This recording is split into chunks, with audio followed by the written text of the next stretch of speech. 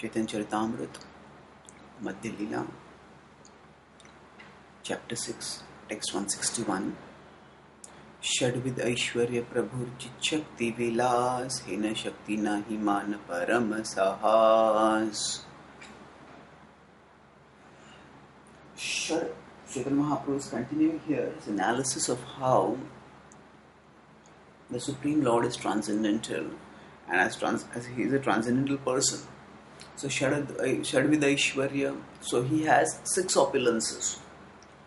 Chichakti Vilas, and these are all manifested through his internal potency, his spiritual potency. Vilas, he delights in these. So the 6 opulences are what he delights in, and they are all spiritual. Chaitanya Mahaprabhu earlier talked about how there are 3 potencies. There is a Chit Shakti, Jiva Shakti and Maya Shakti. So normally when we see beauty in this world, the beauty is manifested through the Maya Shakti. That does not mean that the beauty is false, but it's temporary. The beauty queens of today, 20, 30, 40 years down the line, they don't look all that beautiful. And eventually, when the souls of their bodies leave the body, then the body becomes a corpse, which practically has no beauty soon after the soul departs. So therefore, the beauty being temporary, I understand, as a manifestation of the illusory energy.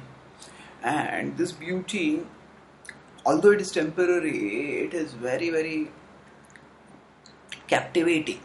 And being captivated by such beauty, many people, most people stay entangled in material existence.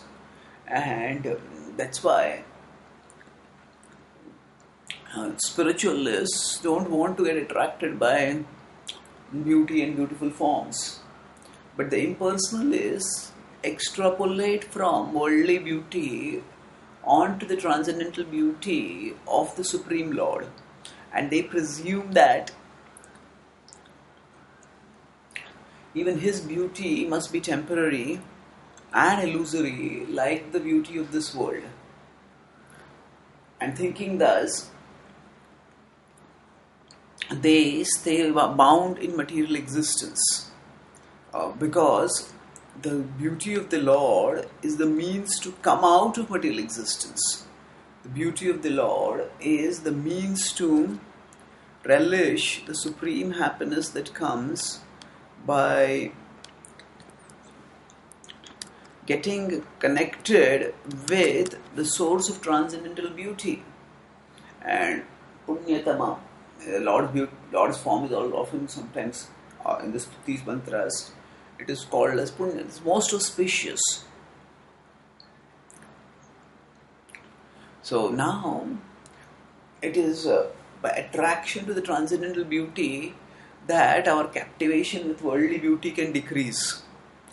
But here, so for the serious spiritualist, just as it's important to recognize, is for a person who is wanting to handle money, it's vital to recognize the difference between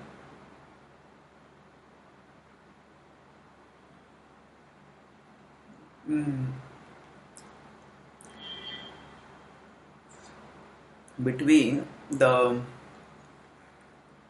authentic currency and the false currency. Similarly, it's vital for the serious spiritualists to recognize the difference between transcendental form and mundane form. And those who confuse the two, those who think that because the currencies that they have experienced is false, so all currencies are false, such people lose the opportunity for gaining, for being enriched with the actual currency. Similarly, those who mistake the Those who due to bad experiences of attachment and entanglement to the temporary forms become scared about all forms and reject all forms. They miss the opportunity for purification, elevation, and liberation that comes by attachment to Krishna's transcendental form. So, Chaitanya Mahaprabhu is saying over here that Prabhura Chit Shakti Vilas. Now, of course, beauty is just one of the opulences. The same analysis will apply to the intelligence, to the strength, the fame, to all the opulences of Krishna. And Chaitanya Mahaprabhu says, Hena Shakti Nahimana Param Sahas. So, you do not accept this transcendental potency of the Lord, which manifests the six opulences, and this is your audacity. So, Sahas here is used not in the positive sense, it is used in a negative sense. Like, we have fools rush in where angels fear to tread, that saying. So that rushing in is not a sign of courage, it is a sign of foolhardiness. It's foolishness. So here sahas is used not in the sense of courage but in the sense of foolhardiness. Chaitanya Mahaprabhu is saying that by rejecting such the transcendental potency of the Lord, you manifest your foolhardiness. Mayadhisha Mayavasya Ishware Jive Bhed Hena Jive Ishware Sah Kahe Ta Abhed. This is text 162. Chaitanya Mahaprabhu is saying that Ishwara Jive Bhed, the difference between the Jiva and the Ishwara is that Ishwar is Mayadhish and Jiva is Mayavash. Hena Jive Ishwara Saha Kahata Abhed, and yet the Hena Jiva, that living entities and the Ishwara Saha Kahe, you say that they are both the same. They are one. You are saying Abhed. You are saying that there is no difference between such Jiva who is Mayadhish, who is Mayavash, and the Ishvara who is Mayadhish. Abhed.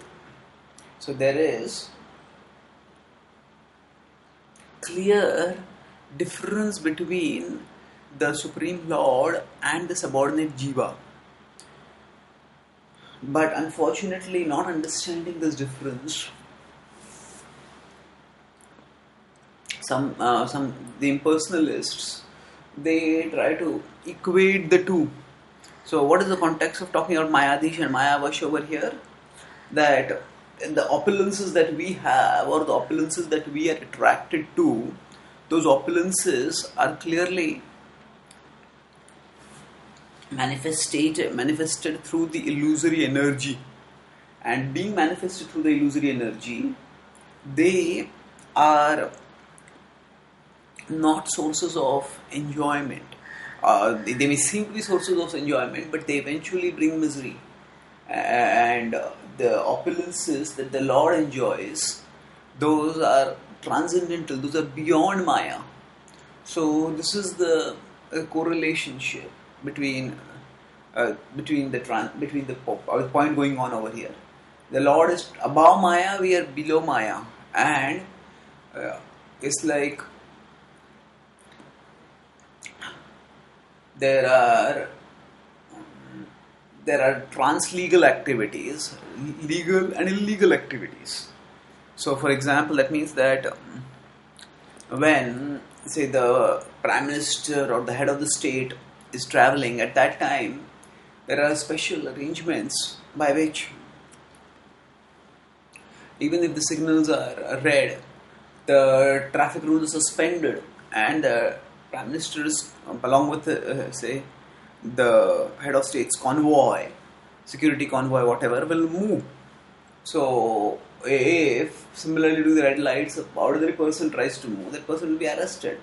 So, the trans-legal shouldn't be confused with the illegal. And similarly, the Mayadhish shouldn't be confused with the Mayavash. And equating the two requires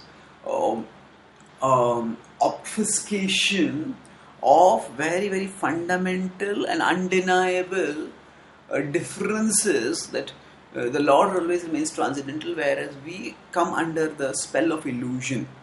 And recognizing this difference, which is actually very easy to perceive, recognizing this Bhed enables us to realize that the Lord is not a product of illusion, but is the object of devotion. And by devoting ourselves to Him, we can attain transcendental satisfaction and the supreme liberation. Thank you.